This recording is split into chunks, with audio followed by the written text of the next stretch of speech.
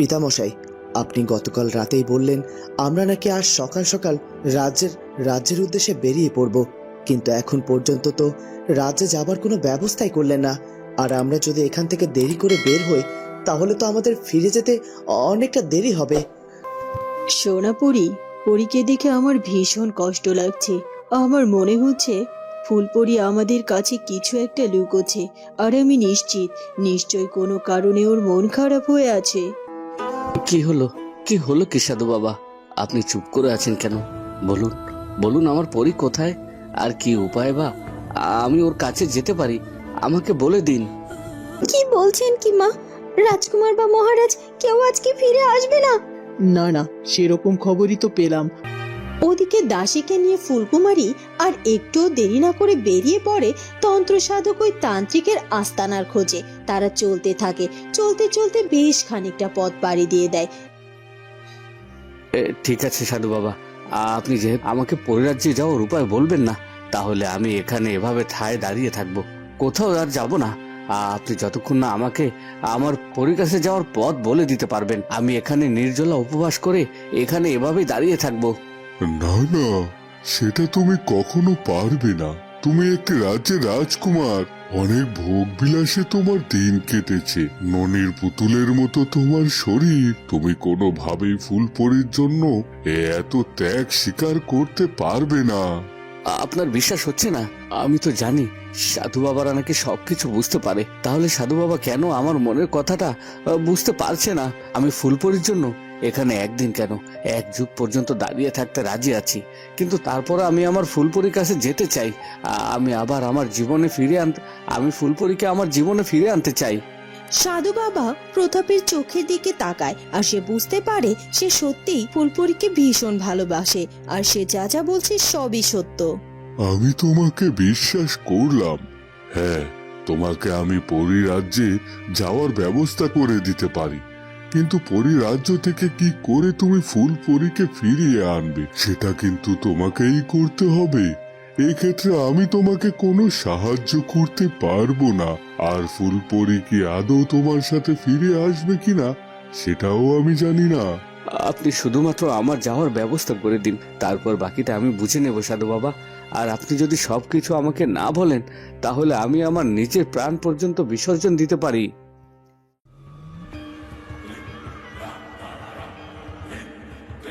ওদিকে ফুলকুমারীর তান্ত্রিকের আস্তানার দিকে যে এগিয়ে যাচ্ছে সেটা তান্ত্রিক তার সাধনার মাধ্যমে জানতে পেরে যায়।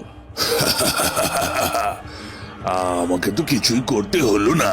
ওই বোকা মেয়ে ফুলকুমারী, তুমি যে আমার আস্তানার দিকে এগিয়ে আসছে, আমাকে তো কষ্ট করে ওর সামনে গিয়ে দাঁড়াতে হলো না। ভালোই হয়েছে, ও আমার আস্তানায় পৌঁছে গেল। আমার আস্তানায় আমি নিজের মতো করে ওকে শাস্তি দিতে পারবো। ও তো জানে না আমার আস্তানায় যে একবার প্রবেশ করে, আমি না চাইলে সে আস্তানা থেকে কোনোভাবেই বের হতে পারে না। আমি আমার আস্তানাকে এমন ভাবে মন্ত্রপুত করেছি যে কোনো শক্তি ওই ফুলকুমারীকে ওই আস্তানা থেকে বের করতে পারবে না। তবে ওই ফুলকুমারীর সাহস দেখে আমি ভীষণ অবাক হচ্ছি।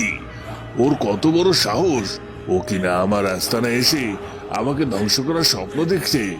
সত্যি সত্যি মেয়েটার অনেক সাহস আছে বলতে হবে। তবে তোমার এই সাহস দিয়ে তুমি কিছুই করতে পারবে না ফুলকুমারী। তুমি আমার আস্তানায় এসে আমার হাতের মুঠো এসে আমাকে কিচ্ছুটি করতে পারবে না, উল্টো নিজের জীবন সমাপ্তি ঘটানোর জন্য আমার আস্তানায় আসতে চলেছো। যাই হোক, আমি প্রস্তুত তোমার জন্য, তুমি আসবে, তোমাকে সাদরে গ্রহণ করব, আর তারপরে তোমাকে এমন কিছু উপহার দেব যে পৃথিবী পুরো কেঁপে উঠবে।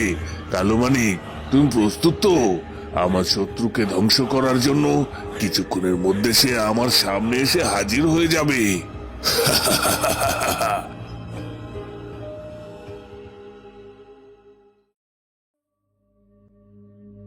কি হলো?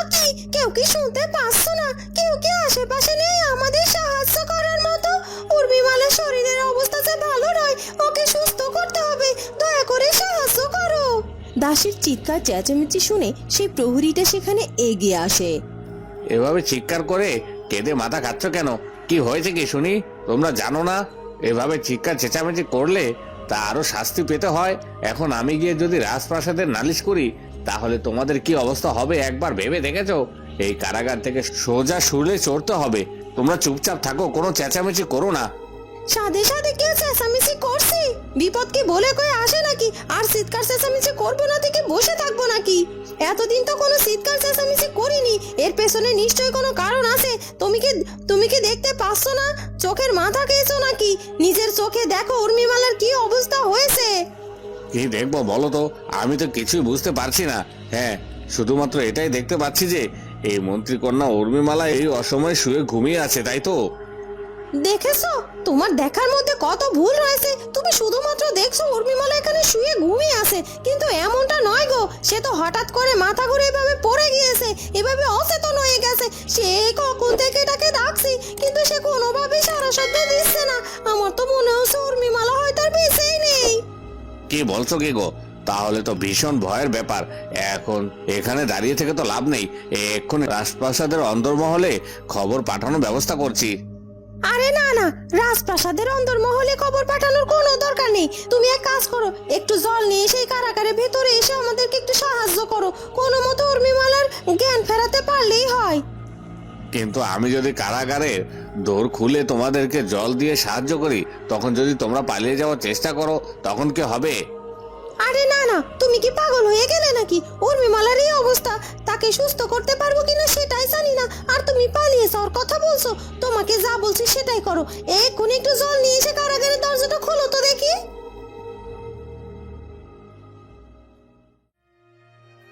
ওদিকে ফুলকুমারী দাসীকে নিয়ে চলতে চলতে একসময় তান্ত্রিক বাবার আস্তানার খোঁজ পেয়ে যায়।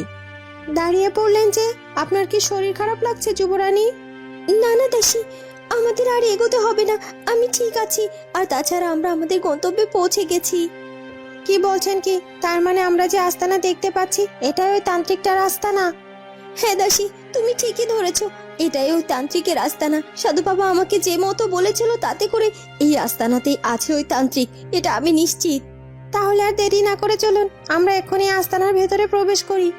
দাসী না, তোমাকে আমি কিছুতেই এই আস্তানার ভেতরে নিয়ে যেতে চাই না। তুমি বাইরে অপেক্ষা করব, আমি একা যাব এই আস্তানার ভেতরে, কারণ তান্ত্রিক বাবার সাথে বোঝাপড়া আমাকে একা করতে হবে। আমি আপনার সাথে যেতে চাই, আপনাকে একা একা ওই শয়তানটা সামনে যেতে দিতে ইচ্ছে করছে না যুবরানী। ও যদি আপনার বড় কোনো ক্ষতি করে দেয়। তুমি চিন্তা করো না, বিধাতার উপর ভরসা রাখো, বিধাতা তো আছে আমার সাথে। আর তাছাড়া আমি তো কোনো অন্যায় কাজে যাচ্ছি না, আমি যাচ্ছি অশুভকে এই দুনিয়া থেকে বিতাড়িত করার জন্য। আর তাই তো বিধাতা আমাকে সাহায্য করবে। তুমি চিন্তা করো না, ওই তান্ত্রিক আমার কোনো ক্ষতি করতে পারবে না। আর হ্যাঁ, তুমি এখানেই অপেক্ষা করবে, এখান থেকে এক পাও কোথাও যাবে না, বা একটি বারের জন্য ভেতরেও প্রবেশ করবে না, যতক্ষণ না আমি ভেতর থেকে বাইরে বের হব। ঠিক আছে, আপনি যা বলবেন সেটাই হবে। আর আমার বিশ্বাস আপনি অবশ্যই জয়ী হয়ে ফিরবেন। ওই তান্ত্রিক আপনার কোনো ক্ষতি করতে পারবে না, বিধাতা আপনার সহায় হোক। ঠিক আছে দাসী, তাহলে আমি আসছি। ঠিক আছে। এরপর ফুলকুমারী আর একটু দেরি না করে তান্ত্রিকের আস্তানায় প্রবেশ করে।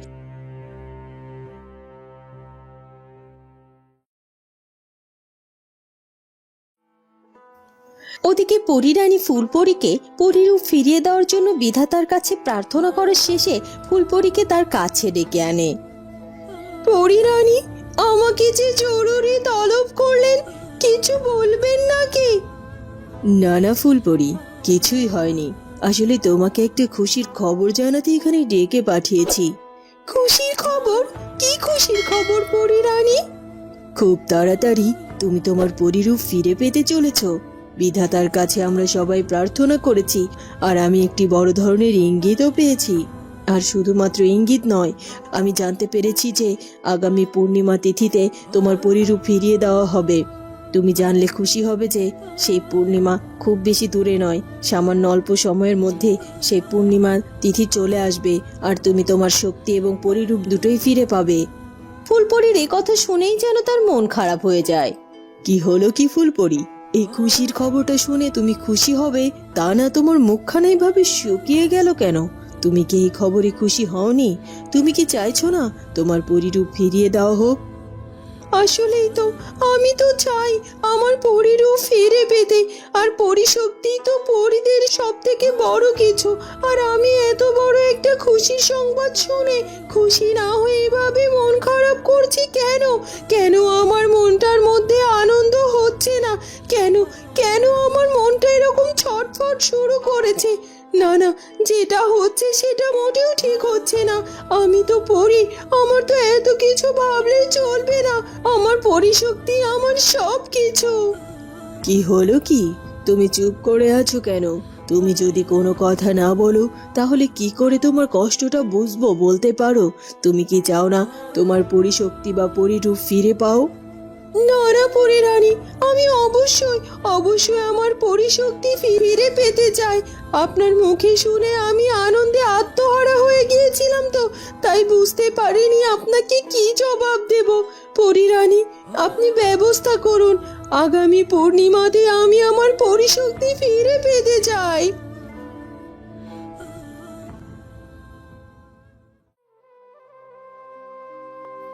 কি হলো সাধু বাবা, আপনি কি এখনো চুপ করে থাকবেন? এখনো কি আপনি আমাকে বিশ্বাস করতে পারছেন না? এখনো কি আপনি আমাকে ওই পরী রাজ্যে যাওয়ার পথ বলে দেবেন না? তার মানে কি এখানে আমি আপনার সামনে আমার প্রাণ বিসর্জন দেব?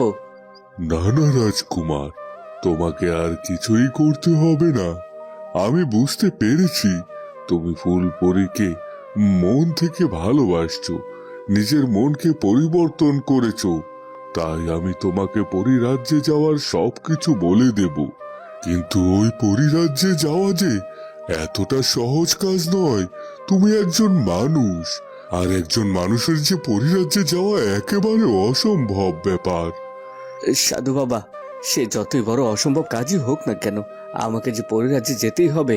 কারণ আমার পরি যে ওই পরিরাজ্য রয়েছে, ওখান থেকেই ওকে আমাকে নিয়ে আসতে হবে।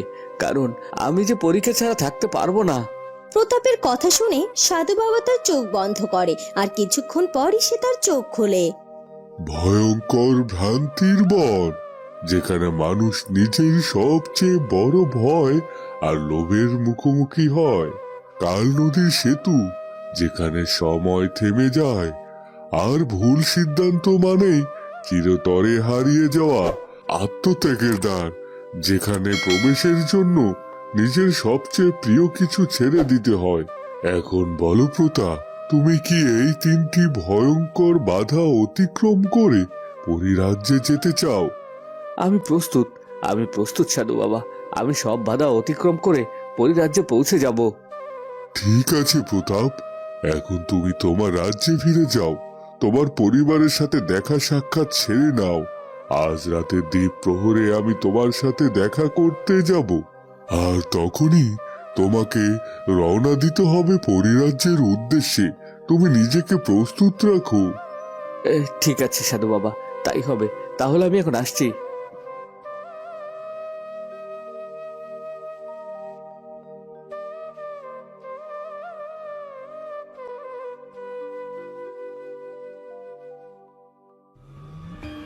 ওদিকে ফুলকুমারী তান্ত্রিকের সামনে গিয়ে হাজির হয়, আর তান্ত্রিক ফুলকুমারীকে দেখে এক অট্ট হাসি দিয়ে ওঠে। ফুলকুমারী, তুই এসেছিস তাহলে আমার সামনে? আমি তো আমার নিজের চোখকে বিশ্বাস করতে পারছি না। সত্যি তোকে দেখে আমার ভীষণ ভালো লাগছে। তাই নাকি? আমাকে দেখে তোমার ভালো লাগছে? আর তুমি কেনই বা বিশ্বাস করতে পারছো না যে সত্যি সত্যি আমি তোমার সামনে এসে হাজির হয়েছি তান্ত্রিক? সত্যি ফুলকুমারী, তোর সাহসের প্রশংসা না করে আমি পারছিলাম না। আমি তো এখানে আসার আগ পর্যন্ত ভেবেছিলাম হয়তো আমার আস্তানার ভেতরে প্রবেশ না করে তুই নিজেই ফিরে যাবি তোর প্রাণ রক্ষা করার জন্য। কিন্তু তোর সাহসের তারিফ করতে হয় দেখছি। ফুলকুমারী কখনো নিজের প্রাণের ভয় পায় না। সে কখনো কোনোদিনও কোনো অন্যায় সহ্য করেনি, আজও সহ্য করবে না। তুমি তোমার অশুভ শক্তি দিয়ে অন্যায় করছো, আর এই অন্যায়কে প্রতিহত করার জন্যই আমি তোমার সামনে এসেছি তান্ত্রিক। তান্ত্রিক, তুমি মানুষ মারছো, রাজ্য ধ্বংস করতে চাইছো। আজ তোমার শেষ দিন তান্ত্রিক, তোমার শেষ দিন। তান্ত্রিক তার চোখ লাল করে বলল, তোর কোনো জাদু নেই কি তুই আমাকে মারবি? ফুলকুমারী দৃঢ় গলায় বলল, তোর কাছে তোর শক্তি আছে, কিন্তু বিধাতা তো তোর পাশে নেই। কিন্তু আমার কাছে জাদু শক্তি নেই, কিন্তু স্বয়ং বিধাতা আমার সাথে আছে, আর তাই জয় আমারই হবে তান্ত্রিক। তাই নাকি? তাহলে এখনই দেখা যাবে যে আমার শক্তি দিয়ে আমি তোর কি অবস্থা করি। কালমানি, তুই কি প্রস্তুত আছিস? আমার সাথে সাথে তুই তোর নিজের ক্ষমতাও প্রকাশ করবি। এই কথা বলে তান্ত্রিক মন্ত্র পড়তেই চারদিকে অন্ধকার হয়ে যায়, আর এতটাই অন্ধকার হয়ে যায় যে কোনো কিছুই দেখা যাচ্ছিল না। ফুলকুমারী অন্ধকার দেখে একটু ভয় পেয়ে যায়। এ কি, চারপাশটা এইভাবে অন্ধকার হয়ে গেল কেন? আমি তো কোনো কিছুই দেখতে পাচ্ছি না। আমার তো এখন সত্যি সত্যি বেশ ভয় করছে। না না, এ কি করছি আমি? ভয় পেলে তো চলবে না। এই তান্ত্রিক তার শক্তি প্রয়োগ করেছে ঠিকই, আর চারপাশটা এভাবে অন্ধকার করে দিয়েছে, এটাও ঠিক। তবে ওর শক্তিকে আমি যদি ভয় পেয়ে যাই, তাহলে তান্ত্রিককে কিভাবে ধ্বংস করব? না না, আমাকে শক্ত হতে হবে। দেখ, এই হলো শক্তি, কিন্তু তুই এখন পর্যন্ত তোর কোনো শক্তি দেখাতে পারিসনি, আর পারবিও না। আর তাই তো তোর মৃত্যু অনিবার্য। তুই মৃত্যুর জন্য প্রস্তুত থাক। ফুলকুমারী, এক্ষুনি তোকে হত্যা করব আমি। বন্ধুরা, কি হতে চলেছে এরপর সেটা জানবো আমরা ফুলকুমারী গল্পের পরবর্তী পর্বে। আর আমাদের আজকের পর্বটি ভালো লাগলে অবশ্যই আমাদের চ্যানেলটিকে সাবস্ক্রাইব করে দিও। দেখা হবে নতুন পর্বে। ধন্যবাদ।